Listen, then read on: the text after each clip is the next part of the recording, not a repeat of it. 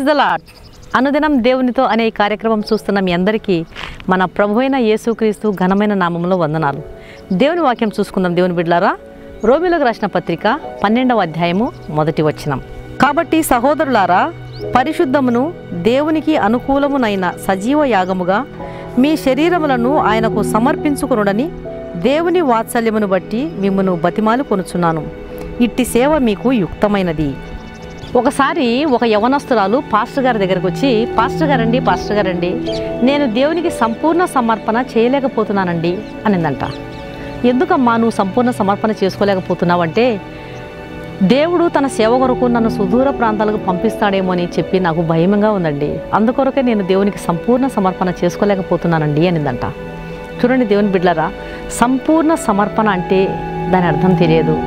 త్యాగానికి భాగ్యానికి అర్థమేంటో నిజంగా మనకు తెలియవండి. ఆఫ్రికా దేశంలో అడవులలో నరమాంస భక్షకుల మధ్య 40 సంవత్సరాలు సేవ చేసినటువంటి ఒక మిషనరీ యొక్క మాటలు మనం విన్నట్లయితే సంపూర్ణ సమర్పణ యొక్క నిజమైన అర్థం ఏంటో మనకు అర్థమవుతుంది. ఆయన చెప్తున్న మాటలు ఏంటంటే, నేను ఆఫ్రికా దేశంలో గత 40 సంవత్సరాలుగా నరమాంస భక్షకుల మధ్య దేవుని సేవ జరిగించాను. అటవికులు విషం పూసిన బాణాలను నాపైకి గురిపెట్టేవాళ్ళు. వాళ్ళు ఎప్పుడు ఏ క్షణాన బాణాలను నా మీదికి వదులుతారో నాకు తెలియదు. దాదాపుగా 14 నెలలుగా రొట్టె ఎలా ఉంటుందో నేను చూడలేదు. 2 నెలలుగా కేవలము చిక్కుడు గింజలు తింటూ పాలు తాగుతూ నేను జీవితాన్ని గడిపాను. అలాగే అడవిలో చాలాసార్లు నాకు ఆకలి అయినప్పుడు ఆకలి బాధ తట్టుకోలేక కొన్నిసార్లు నేను చీమలను కూడా తినేవాడిని. ఇతర జంతువులు తిని మిగిల్చినటువంటి ఖడ్గమృగం జంతువును కూడా నేను తిన్నాను. అడవిలో ఒకసారి సింహము ఖడ్గమృగం నన్ను ఎదుర్కొన్నాయి. సింహం యొక్క దాడిలో నా కుడి కన్ను చేయి నేను పోగొట్టుకున్నాను. దాదాపుగా 40 సంవత్సరాలు అటవికుల మధ్య సేవ చేయడాన్ని నేను ఎంతో భాగ్యంగా భావిస్తున్నాను. అది నాకు పెద్దగా కష్టం అనిపించలేదు అన్నాడు. అలాగే దేవుని బిడ్డలారా, భార్యను పిల్లలను ఎంతమంది సుఖవంతమైన జీవితాన్ని విడిచిపెట్టి ఎన్ని కష్ట నష్టాలు కోర్చి దేవుని సేవ జరిగించారో మనం వారి మాటలు విన్నట్లయితే నిజంగా ఎంత భాగ్యంగా వాళ్ళు భావించారండి. కొంతమంది తాము చేసేటువంటి త్యాగాలను చాలా గొప్పగా చెప్పుకుంటారు. నేను ఉద్యోగానికి రాజీనామా చేశాను, నాకు దాదాపుగా కొన్ని వేల రూపాయల జీతం వచ్చేది, నేను పొలం విడిచిపెట్టినాను, ఆస్తులు విడిచిపెట్టినాను, నాది పెద్ద కులము, అన్నీ వదులుకున్నాను, దేవుని సేవకు వచ్చాను అని చెప్తూ ఉంటారు. అది త్యాగం కాదండి. దేవుని కొరకు మనం చేసే ప్రతీది కూడా గొప్ప భాగ్యంగా భావించాలని మిషనరీ గారి ద్వారా మనం తెలుసుకుంటున్నాం. కొంతమంది తమ జీవితాల్లో వచ్చే కష్టాలకు నష్టాలకు బాధలకు చాలా బాధపడిపోతూ ఉంటారు.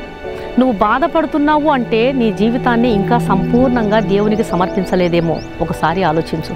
సంపూర్ణ సమర్పణ అనగా దేవునికి చెందిన వాటిపై నుండి మన చేతులు తీసివేయడమే. అన్నీ ఆయన చేతిలో మనం చెప్పుకోవడమే. ప్రభువా, నా చిత్తము కాదు నీ చిత్తమే సిద్ధించునుగాక.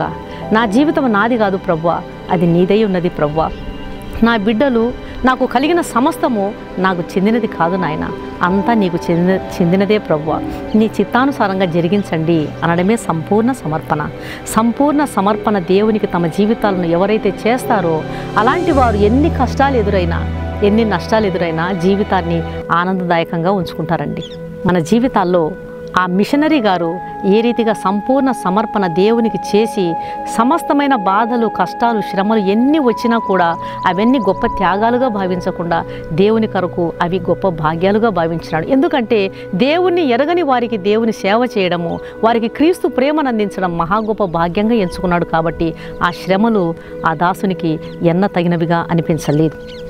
ఈ రీతిగా భక్తుల జీవితాలను మనం చూచి తెలుసుకోవాల్సిన విషయాలు ఎన్నో ఉన్నవి. మన జీవితాల్లో కూడా సంపూర్ణంగా దేవునికి సమర్పణ చేసి ఆయన చిత్తానుసారంగా నడవడానికి ప్రభు మనకు కృప చూపునుగాక. ప్రార్థన చేసుకుందాం. పరిశుద్ధుడైన తండ్రి, నీకు స్తోత్రములు ప్రభువా. మీ దాసులు నాయన గొప్ప గొప్ప మిషనరీస్ తండ్రి 40 సంవత్సరాలు అటవికుల మధ్య గడిపి సేవ చేశారు. అరణ్యంలో తిండి లేక, సరైనటువంటి నిద్ర లేక, చలికి వర్షానికి ఎండకు తడుస్తూ ఎండకు నాయన మరి ఇబ్బందులు పడుతూ షెల్టర్ లేకుండా కూడా నా తండ్రి ఎంత కష్టపడి తండ్రి మీ దాసులు అది కష్టంగా భావించలేదు.